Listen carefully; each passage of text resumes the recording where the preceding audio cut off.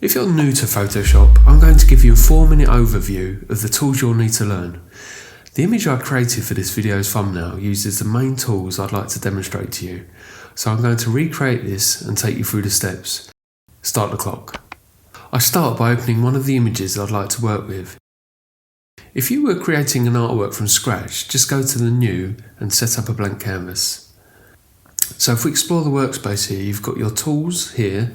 If you hover your cursor over a tool, you get a handy animation describing exactly what it does.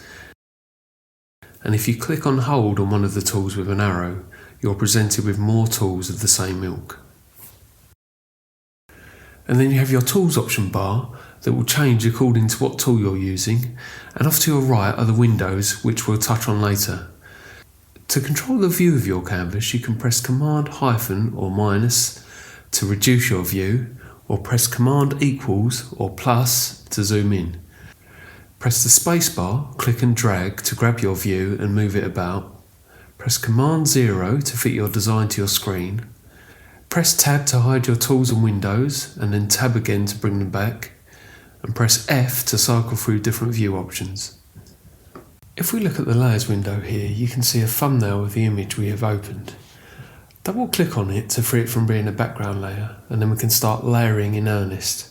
I'm now going to open the other images I'd like to include in the design by finding my images in Finder and simply dragging them onto my canvas.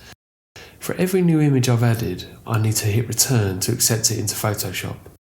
As you can see, all the images have automatically been installed into the design on their own layer.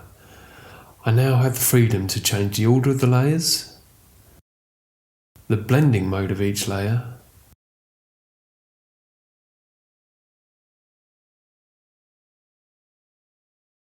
and the opacity. I'm now going to duplicate the performer image and isolate the man from the background. There are a few options to explore for making a selection of the man, but the best one is simply to click Select Subject. I'm now going to mask out the background by hitting this icon at the bottom of the layer window. We have a more in-depth tutorial for layer masks, which I've linked to above and below. I'm now going to create a new layer. For this layer, I only want it to affect the layer directly below it, so I'm going to convert it to a clipping mask. We also have a link for a clipping mask tutorial. If you're finding the tutorials useful, don't forget to subscribe, and we always appreciate your comments and likes. Now I'm going to select the brush tool, select my colour,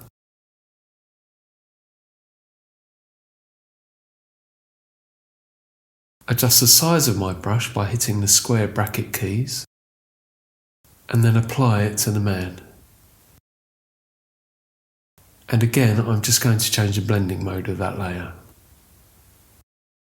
I could add effects to a layer, the most commonly used one probably being drop shadow. I can make further adjustments by clicking on this icon.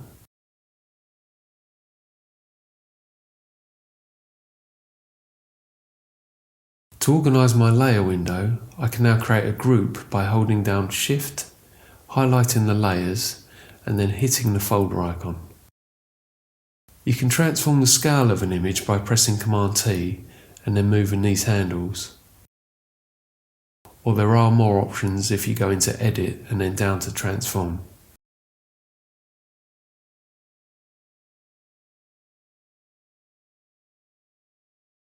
So that really represents the main tools I use on a daily basis in Photoshop, and yet only really touches on a very small part of what Photoshop can do. Keep an eye out for our next tutorial, and I'll see you there.